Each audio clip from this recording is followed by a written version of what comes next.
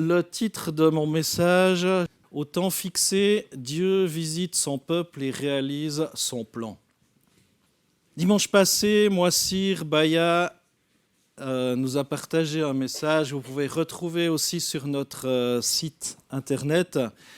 Et il a partagé 10 choses qui empêchaient de grandir spirituellement, qui empêchaient de manifester notre foi, de progresser dans notre foi. Eh bien, c'était la soumission partielle. On n'était pas prêt à se plonger complètement dans la piscine, comme ce chant qu'on chantait aussi, où ça a été relevé, qu'on donne tout au Seigneur, prend tout Seigneur.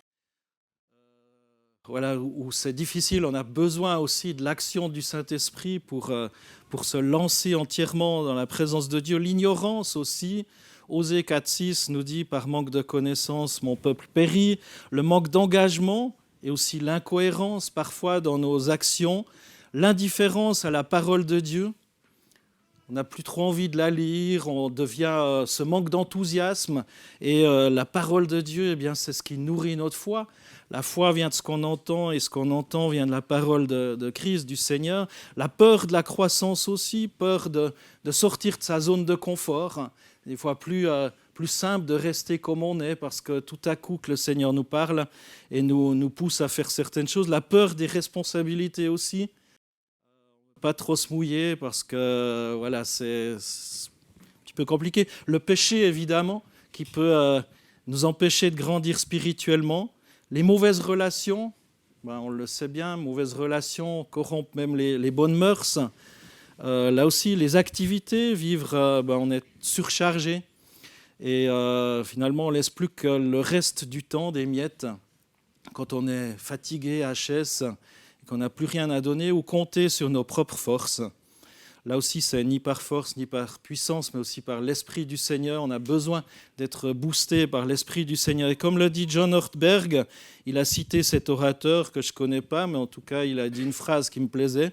Le danger n'est pas de renoncer à notre foi, mais de devenir si distrait et pressé que nous nous contentons d'une version médiocre de la foi. Alors voilà un petit peu ce que vous pouvez réécouter de dimanche passé. Je trouvais intéressant ce que notre frère Moissir a partagé. Et aujourd'hui, Dieu veut briser, je crois, cette médiocrité. Il nous dit, comme à Abraham, « Je reviendrai vers toi au temps fixé ». Dieu veut nous visiter. Dieu veut nous rencontrer. Et ma prédication va être basée sur 3 textes. Le texte...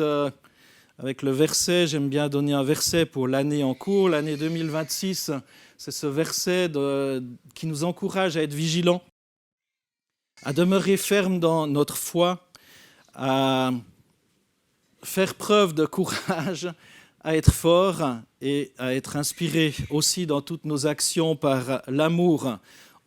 Ça sera aussi basé sur le texte de Genèse 18, un texte que vous avez peut-être lu il y a quelques jours aussi dans la lecture suivie de l'Ancien Testament.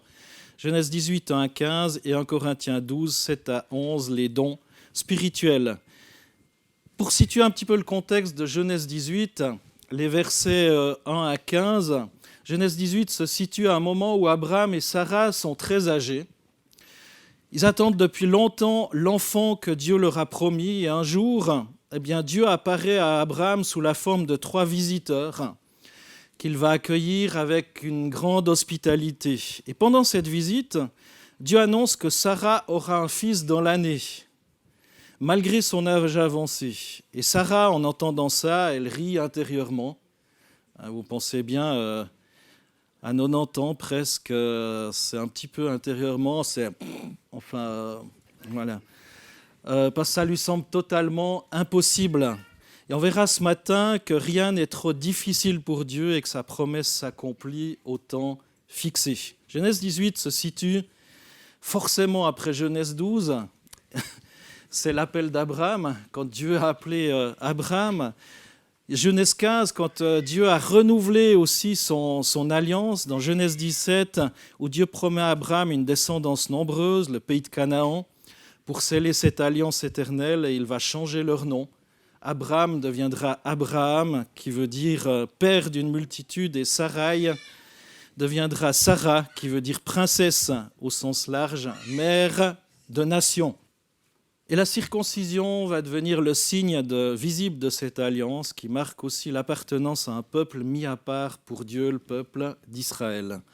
Abraham a environ 99 ans dans notre fameux texte de Genèse 18, Sarah a environ 89 ans. Et ils attendent l'accomplissement de la promesse depuis près de 25 ans. C'est long quand même. 25 ans et il n'y a rien qui arrive. Ismaël est déjà né. C'était dans Genèse 16, c'était le fruit d'un arrangement humain. Il se disait, la machine, elle est un petit peu vieille, usée. On va donner un petit coup de main à Dieu. Donc c'était avec la servante. Et donc Ismaël est né. C'est l'origine aussi des peuples arabes. Mais la promesse de Dieu concerne un fils issu de Sarah. Donc, même père, les Arabes et les Juifs ont le même père, si on veut bien, Abraham. On n'est pas entré dans cette année par hasard, et le 1er février, ça a été relevé aussi dans une prière, comme quoi Dieu fait les choses bien.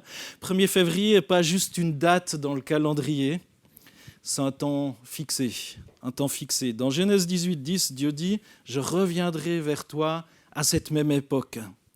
Il y a des saisons où Dieu nous observe. Il y a des saisons où Dieu prépare certaines choses et il y a des saisons où Dieu visite.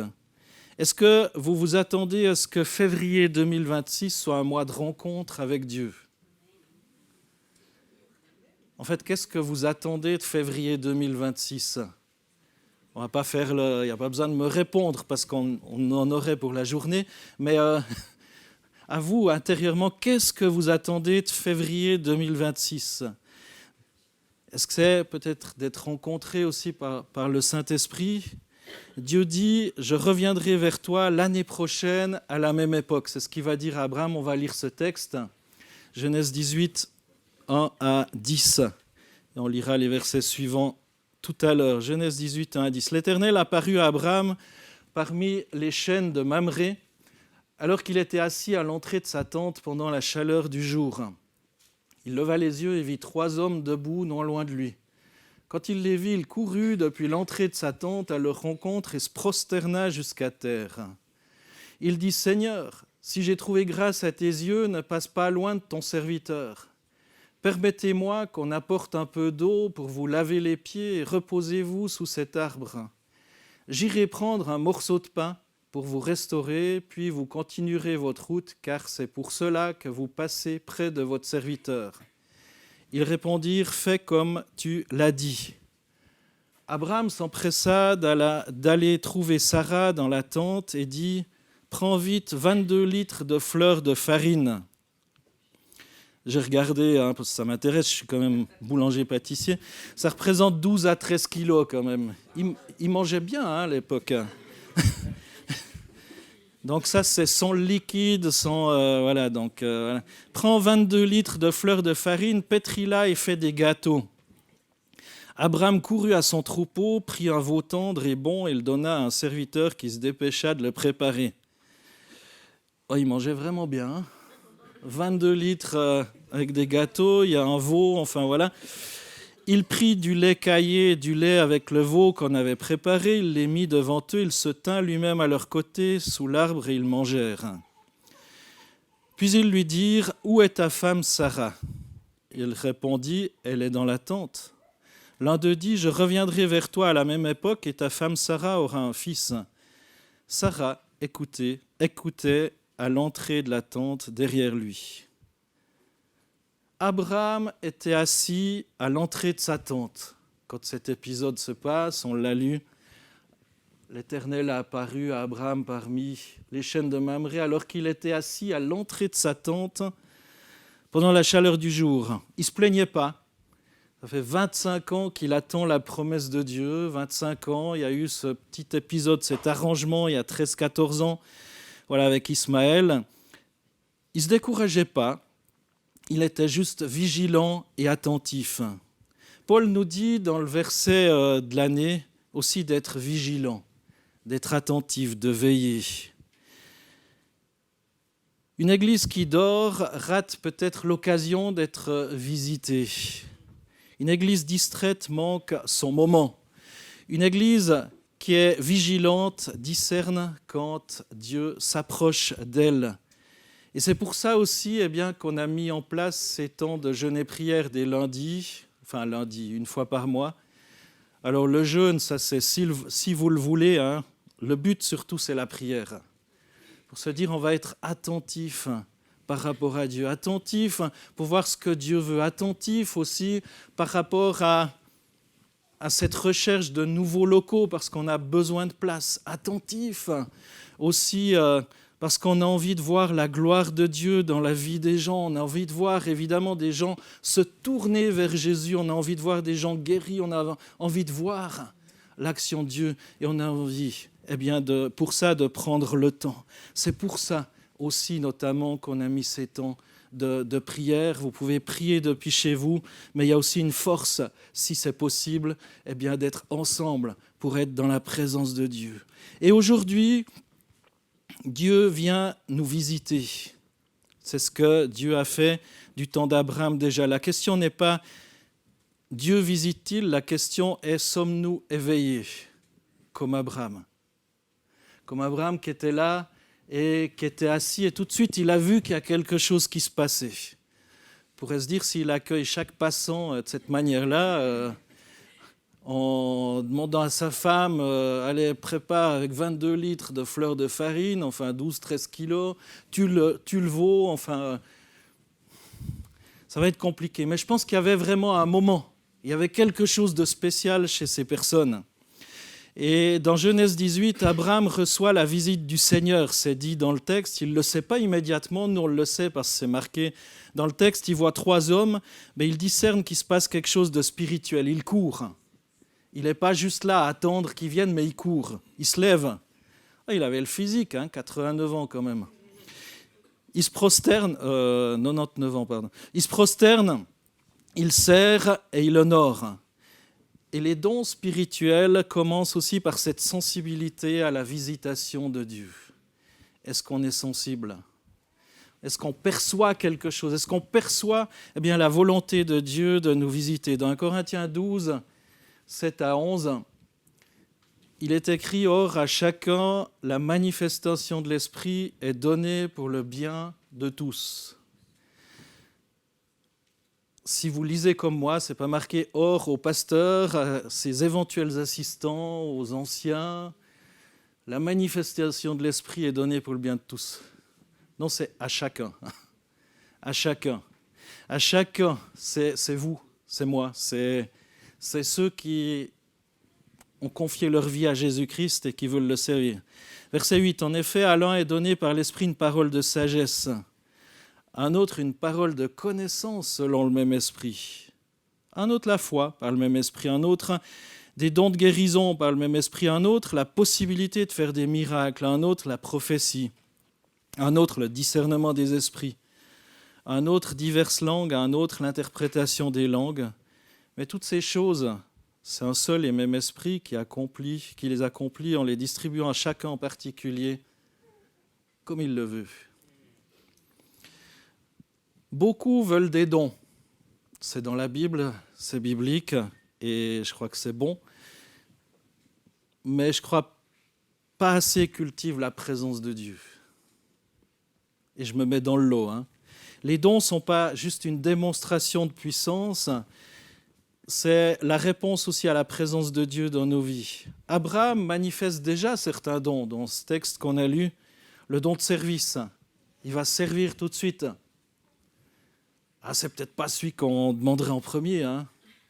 Et pourtant, il est dans la Bible, Romains 12, 6 à 8, vous verrez aussi que ça peut être utile. Mais c'est peut-être pas celui qu'on met en premier. Le don de l'hospitalité. Hébreux 13, 2 nous dit « Ne négligez pas de pratiquer l'hospitalité, car certains, en l'exerçant, ont accueilli des anges sans le savoir. » Waouh. C'est dans la Bible, en tout cas dans la mienne.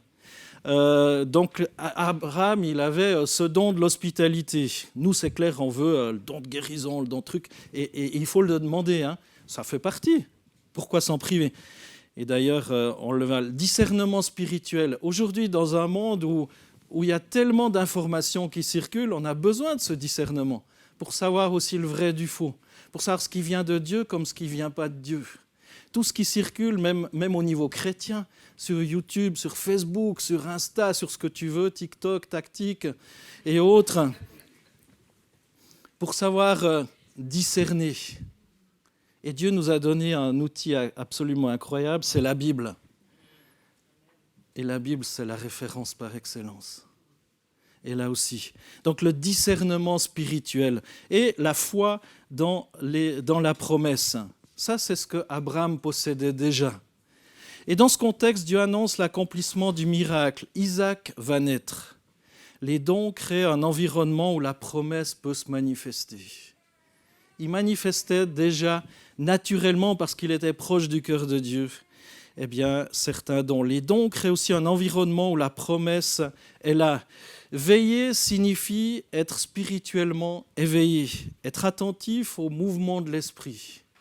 Est-ce qu'aujourd'hui encore, on veut être attentif et refuser la tiédeur, comme ça nous a été aussi partagé en partie dimanche passé? Abraham est assis à l'entrée de sa tente. Il n'était pas endormi, il observait. Et une église qui ne veille pas les opportunités, eh bien, de visitation manque quelque chose de grand. Les dons ne sont pas automatiques. Paul va dire dans 1 Corinthiens 12, 31, « Aspirez aux dons les meilleurs ». Aspirer. Ça me fait penser à l'aspirateur. J'aime pas trop, ça fait du bruit. Enfin voilà. Mais aspirer aux dons les meilleurs. J'ai regardé en grec, c'est brûler de zèle. C'est pas juste, ouais, ça serait cool quand même. Il y a un appel pour qu'on prie pour moi. Tiens, ouais, ça pourrait être pas mal. Non, c'est vraiment brûler de zèle, avoir envie, avoir la niaque, avoir envie, bouillir d'envie, lutter pour avoir envie. Aspirer, c'est ça, en grec. Et les dons les meilleurs, en grec, c'est méga. Alors ça, enfin, c'est grand, c'est fort, retentissant, haut. Aspirer, brûler d'envie pour les dons, recevoir les dons les meilleurs. Donc quelque part, c'est comme cette parole, hein, cet ami qui vient, qui frappe, qui demande du pain et autres. Finalement, il dit, mais vous qui n'êtes pas forcément bon,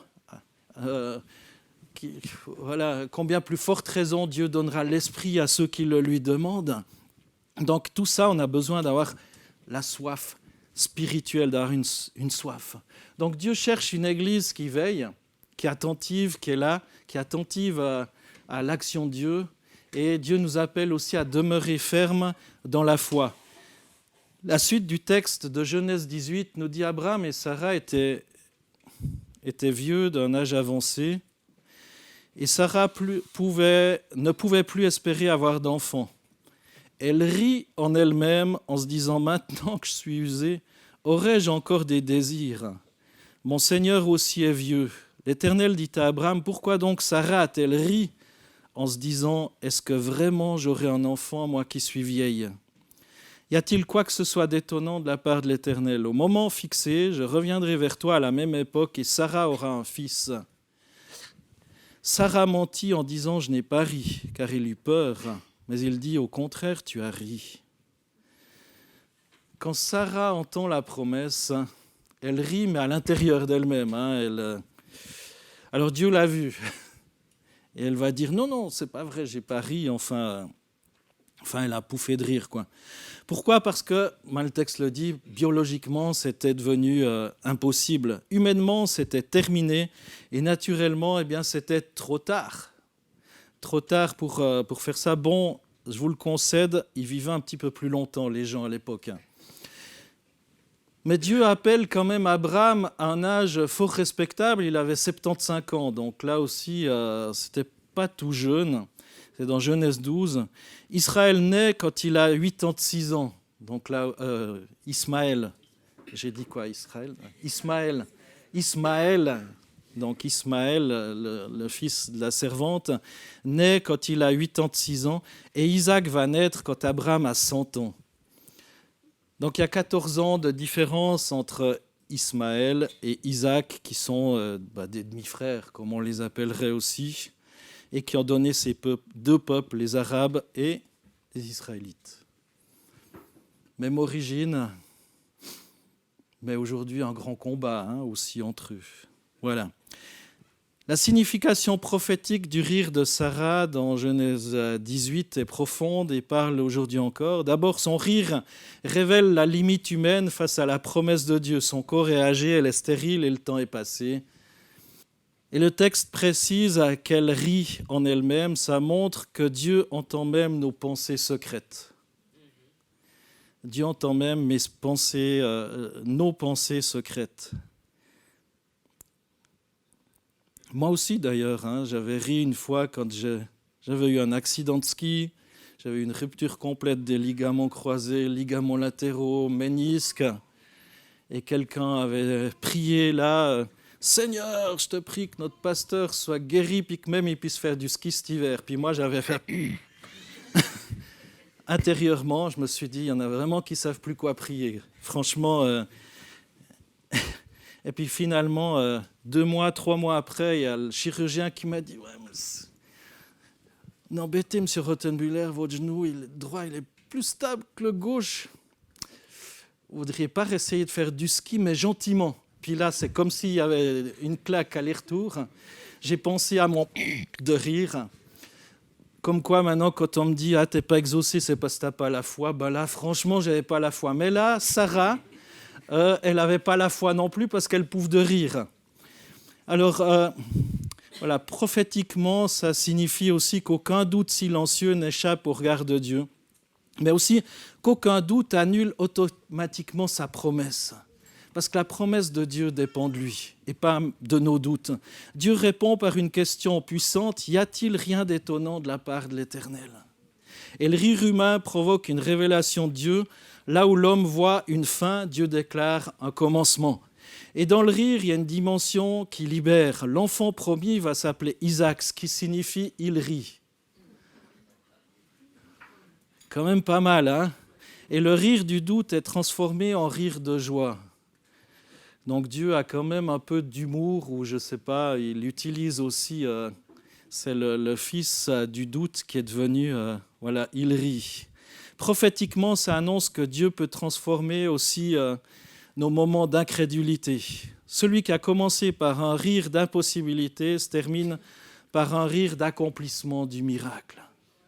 Et les choses vont se passer. Le rire de Sarah représente le combat entre la foi et la logique. La fragilité humaine face à la promesse. La fidélité de Dieu qui accomplit sa parole malgré nos hésitations. Et c'est là que Dieu est bon, parce que Dieu est au-dessus même de notre incrédulité. Mes amis, ce n'est pas le rire de Sarah qui définit l'avenir, c'est la parole de Dieu. Et ça, c'est fort. Que vous croyez ou pas, la parole de Dieu va s'accomplir. Parce que Dieu est au-dessus. Mais Dieu pose la question clé au verset 14, « Y a-t-il rien qui soit étonnant de la part de l'Éternel ?» 1 Corinthiens 16, 13 nous dit « Demeurez ferme dans la foi ». Les dons spirituels agissent dans un climat de foi, pas dans un climat de logique. Si on se base sur la logique, il n'y a pas grand-chose qui se passe. Le prophétique déclare ce qui n'existe pas encore. La parole de connaissance révèle aussi l'invisible. Le don de foi soutient l'impossible et les guérisons défient les diagnostics. Hébreux 11.1 nous dit « Or la foi, c'est la ferme assurance des choses qu'on espère, la démonstration de celles qu'on ne voit pas. » Alors des fois, ça ne se passe pas comme on le souhaite, ça ne se passe pas comme on a envie. Dieu reste souverain malgré tout. Et il y a cette promesse, là encore, dans Apocalypse 21.4 qui dit « Il essuiera toute larme de leurs yeux. La mort ne sera plus, il n'y aura plus ni deuil, ni cri, ni douleur, car ce qui existait avant a disparu. » Et c'est peut-être ça aussi la libération totale. C'est lorsqu'on sera dans la gloire de Dieu. Il n'y aura plus de combat, plus de lutte, plus de souffrance, plus d'injustice, plus de malheur. Et en finalité, pour ceux qui nous précèdent, eh bien, ils sont dans la gloire de Dieu. Troisième chose qui nous est demandé aussi, c'est d'être fort et que tout se fasse avec amour. 5 Corinthiens 16, 14, Paul dit « Faites preuve de courage, soyez forts ». Littéralement, j'ai regardé dans le grec, c'est intéressant. Littéralement, c'est « Faites preuve de courage, soyez forts », c'est « Soyez des hommes ». Je ne l'ai pas inventé, hein. Vous pouvez vérifier. « Soyez des hommes, fortifiez-vous ». Donc il y a de faire preuve de courage. Pourquoi ? Parce que marcher dans les dons attire aussi l'incompréhension, attire peut-être la critique, le combat spirituel. Sarah a même ri. D'autres rient encore aujourd'hui quand Dieu parle, mais Abraham n'a pas argumenté avec Dieu. Il a cru à ce moment-là. Il avait ri un peu plus en avant. Les dons spirituels demandent du courage, c'est peut-être oser parler de la part de Dieu, oser prier pour les malades, oser croire contre toute évidence, oser annoncer les promesses de Dieu. Même si des fois les circonstances montrent autre chose. Et là, Paul va dire que tout se fasse avec amour dans ce texte de l'année. Abraham a servi avant de recevoir. Il a donné avant de voir. Les dons sans amour deviennent du bruit, la puissance sans amour devient dangereuse et la prophétie sans amour blesse. Mais quand tout se fait avec amour, le ciel va s'ouvrir, la promesse descend et la stérilité prend fin. J'ai lu dans 1 Corinthiens 12, 7, « Or à chacun la manifestation de l'Esprit est donnée pour le bien de tous. Nos dons ne sont pas là pour impressionner, ils sont là pour édifier, pour restaurer, pour enfanter la promesse. » Et on peut déclarer prophétiquement et choisir qu'en ce 1er février, au temps fixé, Dieu agit. Dieu agit. Ce qui était stérile enfantera, ce qui était fermé s'ouvrira, ce qui était retardé s'accélérera. Les dons spirituels seront mis en action. La foi sera affermie. L'amour sera notre fondement. On veillera, on tiendra ferme jusqu'au bout. On sera fort et tout se fera avec l'amour de Dieu. En conclusion, Dieu dit à Abraham, « Je reviendrai au temps fixé ». Là encore, Jésus nous dit, et c'est affiché au mur au fond, Jésus revient. C'est encore une des promesses que Dieu revient un jour établir son règne. Il n'est pas limité par notre âge, par notre passé, par nos doutes. Et si vous veillez, si vous restez ferme, si vous laissez l'amour inspirer vos actions, alors ce mois de février sera le mois où l'impossible prendra le nom d'Isaac. Il rit. Dieu se rit de nos doutes, finalement. Et il est au-delà, au-dessus. Le nom d'Isaac porte une double dimension. Au départ, le rire d'étonnement et du doute, et à l'accomplissement, le rire de la joie et du miracle. Et aujourd'hui, c'est ce que Dieu nous propose. Ce qui avait commencé par un rire d'incrédulité devient un rire de célébration. Le nom d'Isaac, c'est un témoignage permanent que Dieu transforme nos impossibilités en réjouissance. Et quand Dieu fixe un temps, ni l'âge, ni le doute, ni le passé, ni l'ennemi ne peuvent rien empêcher. Dieu veut que février soit un mois de rencontre, un mois où les dons sont reçus et sont souhaités. Un mois d'accomplissement. Un mois où on a soif finalement de voir Dieu à l'œuvre. Alors est-ce qu'il y a quelqu'un aujourd'hui qui rit intérieurement par le doute ?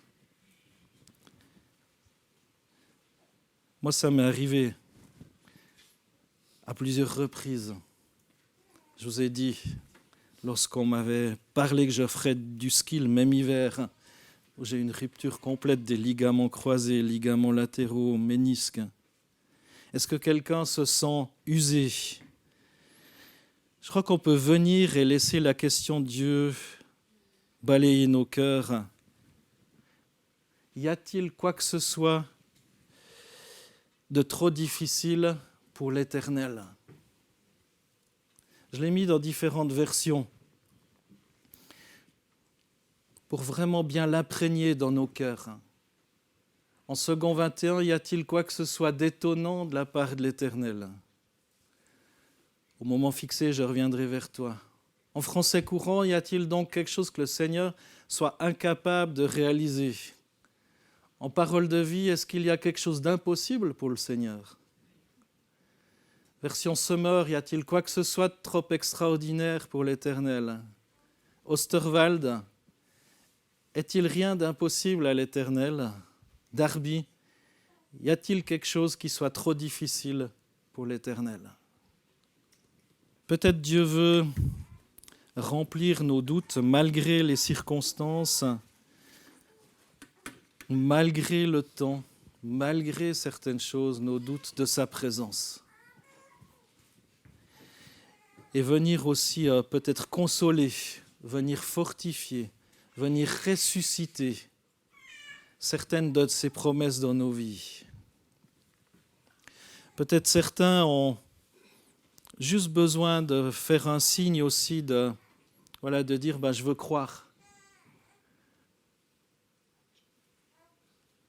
Qu'il n'y a rien finalement, comme cette question que ces visiteurs ont posée, que Dieu a posée à Abraham. Y a-t-il quelque chose que le Seigneur soit incapable de réaliser? Peut-être que certains ont besoin de s'approprier ça ce matin. Et si tu as besoin de t'approprier de cela, je t'invite juste à te lever à ta place. Et j'aimerais prier. Prier pour que la foi aussi, c'est un don. On a parlé de différents dons, de la parole de sagesse, parole de connaissance. C'est important d'avoir de la sagesse. Mais la foi, c'est aussi un don. Ce n'est pas inné en nous. On a besoin de recevoir, finalement, de la part de Dieu. J'ai besoin de recevoir. Discernement des esprits, là aussi. Tout n'est pas parole de Dieu. On a besoin de cette sagesse, ce discernement. Mais on a besoin aussi de s'approprier de ce que la parole dit. Est-ce qu'il y a quelque chose d'impossible pour Dieu? Seigneur Jésus, merci pour mes sœurs, mes frères qui se sont levés. Seigneur, aussi tous ceux qui ont été désabusés, peut-être par des mauvaises expériences, qui ont prié avec foi et pour qui ça s'est humainement, on dira, pas réalisé. Mais Seigneur, tu es au-delà aussi des circonstances, tu vois plus loin. Comme dans la vie d'Abraham, de Sarah, il y aura d'autres épisodes plus tard où des choses se sont réalisées. Il y a aussi des textes qui nous parlent, Hébreux 11 ou d'autres textes qui nous parlent aussi de certaines réalisations, d'autres non. Seigneur, merci. Là aussi, de fortifier, d'encourager, de nous garder, Seigneur, dans la foi. Dans la foi en ta parole, dans la foi en tes promesses. Malgré l'adversité, malgré parfois la mort. Seigneur, nous garder dans la foi en ta parole. Dans la foi, Seigneur, que tu es ce Dieu de l'impossible. Dans la foi que tu es vivant aujourd'hui encore. Seigneur, bénis, fortifie ton Église et aide-nous, comme Abraham, Seigneur, à entendre et à saisir quand tu passes vers nous. À avoir envie de passer du temps dans ta présence, à aimer ta présence, à te servir, t'adorer, te louer comme Abraham l'a fait. Oui, gloire à ton nom, Jésus. Amen.